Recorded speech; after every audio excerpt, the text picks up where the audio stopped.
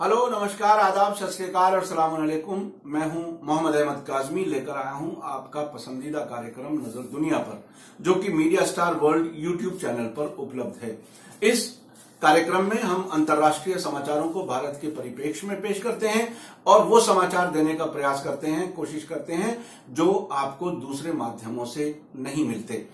आज की जो बड़ी खबर है वो है चीन से।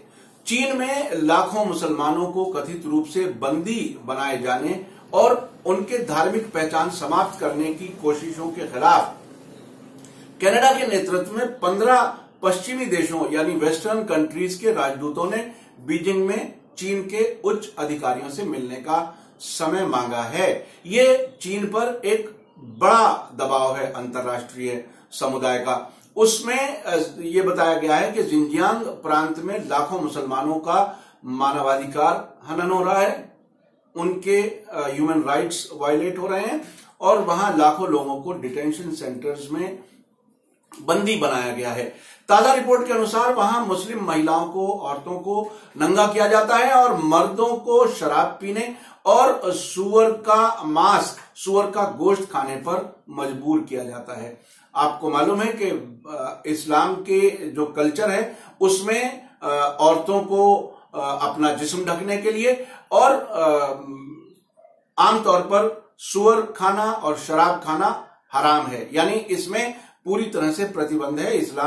मुसलमान लोग ये इस्तेमाल नहीं करते, नहीं करना चाहिए। तो ये पाबंदी जो है उसके खिलाफ वहां जबरदस्ती उनसे वो काम कराए जा रहे हैं जो इस्लाम धर्म के विरोध में है। इसलिए वो ये चाहते हैं कि शायद ऐसा करेंगे तो ये अपने धर्म से दूर हो जाएंगे।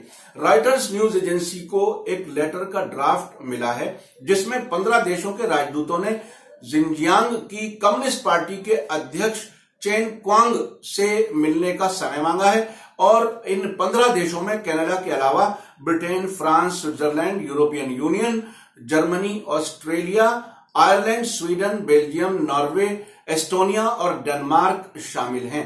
तो अब आप ये देखिए कि इन देशों में मुसलमान देशों का कोई जिक्र नहीं है और शायद जो अरब देश हैं उनका जो हाल है, जो मैं रोज आपको खबरें बताता हूं, वो आप अच्छी तरह समझ सकते हैं कि वो अंतर्राष्ट्रीय सतह पर मुसलमानों के इंटरेस्ट के लिए कितना क्या कुछ कर पा रहे हैं। जाहिर ये होता है कि कुछ भी नहीं कर पा रहे। ये वेस्टर्न कंट्रीज ने ये एक इनिशिएटिव लिया है जिसकी खबर रॉयटर्स न्यूज एजेंसी ने दी है।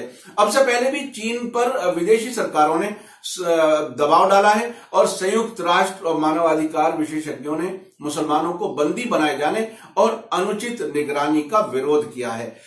अभी अगस्त में यूनाइटेड नेशन यानी संयुक्त राष्ट्र ने कहा था कि उसे कई विश्वास किए जाने योग्य रिपोर्टें मिली हैं जिसमें लाखों लोगों को बंद रखा गया है, ऐसी रिपोर्ट आई है और इस बात को सरकारी तौर पर सीक्रेट रखा गया है, छुपाया गया है। चीन का कहना है कि उसने जबरदस्ती किसी को बंद नहीं किया हुआ, बल्कि कुछ लोग हैं जो क्राइम करते हैं, जो कुछ एक तरह से गुनाह करते हैं या कानून तोड़ते हैं, उनको हमने बंद किया हुआ है और उन्हें वहां भी वोकेशनल ट्रेनिंग यानी हुनर सिखाया जा रहा है। काम करने का तरीका, अलग अलग काम जो प्रोफेशंस हो सकते हैं उसकी ट्रेनिंग दे रहे हैं और चीन की भाषा उन्हें सिखाई जा रही है। मंगलवार को चीन के विदेश मंत्री, जो अंग्रेजी में टॉप डिप्लोमेट आमतौर पर कहते हैं, नाम नहीं लिया गया, टॉप डिप्लोमेट बताया गया है आने वाली खबरों में,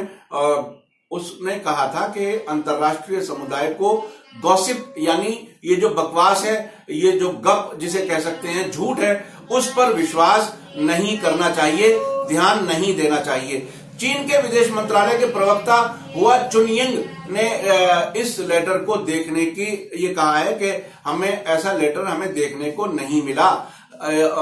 वहां की विदेश मंत्रालय के प्रवक्ता ने इस लेटर से पूरी तरह से इनकार किया है और उन्होंने कहा है कि जो विदेशी राजदूत हैं उनका जिंजियांग में स्वागत है, लेकिन अगर उनका सरकार पर दबाव डालने का उद्देश्य है तो हमें इस पर आपत्ति है। राजदूतों का काम जो होता है वो देशों के बीच में अच्छे संबंध, अच्छे रिश्ते बनाने का होता है और आंतरिक मामलों में हस्तक्षेप करने का नहीं होता। चीन का कहना है कि उन्हें मुस्लिम आतंकवादियों से खतरा है, यानी उनका कहना यह है कि हमें ये खतरा है कि ये हार्डलाइन होंगे और ये आतंकवाद की तरफ जा सकते हैं, इसलिए शायद उन्होंने ये एक बहाना बनाया है या जो भी वजह रही हो। लेकिन चीन ने आधिकारिक तौर पर जो अब तक कहा है वो ये कहा है कि हम उनको आतंकवाद में ना जाएं, उससे रोकने की कोशिश की गई है और किसी भी तरह का कोई गैर कानूनी काम ना करें, इसलिए हम उनको प्रोफेशन सिखा रहे हैं, वोकेशनल ट्रेनिंग दे रहे हैं और चीन की भाषा सिखा रहे हैं ताकि वो चीन के समाज में अच्छी तरह से रच बस जाएं, उनमें पूरी तरह से अपने आप को एडजस्ट कर सकें। बीजिंग में अमेरिकी दूतावास का जो स्पोक्स पर्सन, जिसे प्रवक्ता कहते हैं, उसने ये कहा है कि हमें अप्रैल 2017 से लगभग 8 लाख से 20 लाख उइगर जो मुसलमान हैं, कजाक और अन्य मुस्लिम समुदाय हैं, उनके राजनीति दोबारा पढ़ाने, ये एक बहुत ही इंटरेस्टिंग टर्मिनोलॉजी इस्तेमाल की है अमेरिका के स्पोक्स पर्सन ने। अमेरिका के जो दूतावास है बीजिंग में, उसने ये कहा है कि उनको एक तरह से पॉलिटिक्स दोबारा पढ़ाई जा रही है, यानी उन्हें यह समझाया जा रहा है कि चीन का सिस्टम क्या है, इसमें आपको कैसे रहना है। तो उन्होंने ये कहा है कि इन समुदायों को राजनीति दोबारा पढ़ाने के लिए बंद किया गया है, इस पर हमें चिंता है। अमेरिका ने यह भी कहा है कि हम चीन पर दबाव डालते रहेंगे कि वो इन बंदियों को छोड़ दे, और दूसरी तरफ यह भी कहा है कि जो मानवाधिकारों का हनन, यानी वो एक तरह से इन मुसलमानों पर भी ये आरोप लगा रहे हैं कि वो चीनी अधिकारियों के विरोध में कोई हमले ना करें और कोई ऐसी कार्रवाई नहीं होनी चाहिए जो चीनी अधिकारियों के खिलाफ हो। और ये भी कहा गया है कि इस तरह की किसी एक्टिविटी में मुसलमान भी शामिल ना हो, ये अमेरिका की तरफ से कहा गया है। और ये बताया जाता है कि ये जो वहां मुसलमान हैं, उइगर जिन्हें वहां कहते हैं, वो ताजिक और दूसरे देशों की जो उनके बड़े जो पूर्वज आए थे, और उसके अलावा तुर्की से भी, तुर्की की नस्ल भी है इसमें, जो वहां के स्थानीय समाज में पूरी तरह से शायद एडजस्ट नहीं हुए हैं। और एडजस्ट के मानी कम्युनिज्म और इस्लाम, ये दोनों चीजें बिल्कुल कंट्रास्ट हैं। वो अपनी तरह से चाहते हैं कि ये लोग जीवन व्यतीत करें, जैसा कि मैंने बताया कि मर्दों को, यानी वहां के लोगों को, मुसलमानों को सुअर का मांस खाने के लिए, शराब पीने के लिए, औरतों को नंगा करने के लिए मजबूर किया जाता है। तो ऐसी स्थिति चीन की बनी हुई है। आमतौर पर चीन से खबरें, आंतरिक खबरें बाहर नहीं आती, क्योंकि वहां सरकारी मीडिया अपने तरीके से कंट्रोल करता है। ये खबरें जो रॉयटर्स को एक ये लेटर मिला है पश्चिमी देशों का, ये बहुत कम ऐसा होता है कि कोई डॉक्यूमेंट या कोई खबर बाहर निकल सके। दूसरी खबर आज की है सऊदी अरब से। सऊदी अरब में जो जमाल खाशोगी की हत्या के आरोपी हैं, जिनका एक तरह से गुनाह साबित हो गया है, उन 5 सऊदी अधिकारियों को जमाल खाशोगी की हत्या के आरोप में फांसी हो सकती है। सरकारी पब्लिक प्रोसिक्यूटर जिसे कहते हैं, सरकारी बड़ा वकील, जो सबसे बड़ा वकील होता है, उसके प्रवक्ता, उसका स्पोक्स पर्सन ने कल ये घोषणा की है और उनका नाम है अल शोलान। उन्होंने कहा है कि इस हत्या में क्राउन प्रिंस मोहम्मद बिन सलमान का कोई हाथ नहीं है, ऐसा जांच के नतीजे में सामने आ चुका है। आगे ये भी कहा है कि ये जो घोषणा हुई है, खासतौर पर मैं बता दूं, ये जो घोषणा अब हुई है सऊदी अरब से 5 लोगों को फांसी देने की, ये अंतर्राष्ट्रीय दबाव लगातार बना हुआ है। और ये कहा गया है कि अब सरकारी तौर पर ये कहा गया है कि खाशोगी को पहले दवा दी गई। खबर इससे पहले ये थी कि इंजेक्शन से कोई दवा दी गई बेहोश होने वाली, और उसके बाद उनके शरीर के टुकड़े टुकड़े कर दिए गए। बाद में यह भी खबर आई थी कि उनके टुकड़ों को तेजाब में डाल करके गला दिया गया और सीवर में डाल दिया गया या कुएं में डाल दिया गया। ऐसी खबरें तुर्की के जांच अधिकारियों की तरफ से आ चुकी हैं। उसके बाद इस सऊदी अरब के अधिकारी ने यह कहा है कि MBS को यानी मोहम्मद बिन सलमान को इसके बारे में कुछ सूचना नहीं थी। आगे ये भी कहा गया है कि सऊदी अरब के जो खुफिया डिपार्टमेंट के उपनिदेशक यानी डिप्टी हेड जनरल अहमद अल असीरी ने खाशोगी को, जो टीम इस्तांबुल गई थी, उनसे ये कहा था कि वो खाशोगी को स्वदेश लाने का प्रयास करें और केवल उन्हें स्वदेश लाने का ही निर्देश दिया गया था। इस्तांबुल जाने वाली जो टीम के लीडर थे, इसमें टीम के लीडर का नाम नहीं बताया गया। कई नाम आ चुके हैं, कहतानी और कई नाम आ चुके हैं। यह बताया गया कि उस टीम के लीडर ने हत्या का निर्देश दिया, यानी MBS को इसकी कोई इंफॉर्मेशन नहीं थी।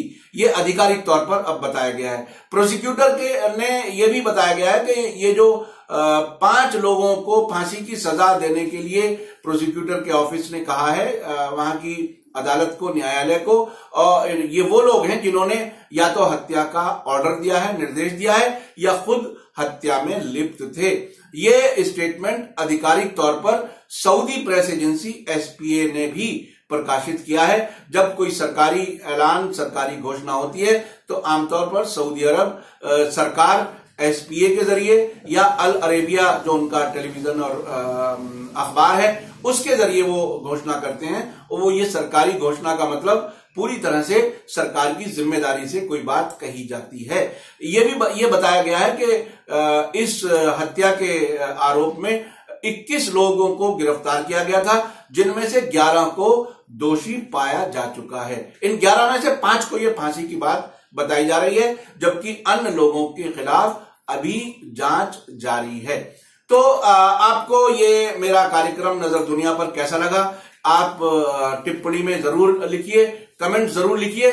और इसके अलावा हमारे इस कार्यक्रम को आप फेसबुक, इंस्टाग्राम और ट्विटर पर भी फॉलो कर सकते हैं। मुझे इस कार्यक्रम की प्रशंसा में बहुत लोग मैसेज दे रहे हैं, फोन कर रहे हैं और ये पसंद कर रहे हैं कि इस तरह की खबरें कहीं और प्लेटफॉर्म पर नहीं मिलती। मेरा प्रयास है कि जो मेरे व्यूअर्स हैं उनको विश्व के बारे में पूरी तरह से बाखबर रखूं, ताकि ये समझ सकें कि हम दुनिया के किस माहौल में जी रहे हैं और जो कुछ अंतर्राष्ट्रीय पटल पर हो रहा है उसका हम पर क्या असर पड़ेगा। इसी के साथ लेता हूं मैं इजाजत। धन्यवाद, शुक्रिया। जय भारत, जय हिंद।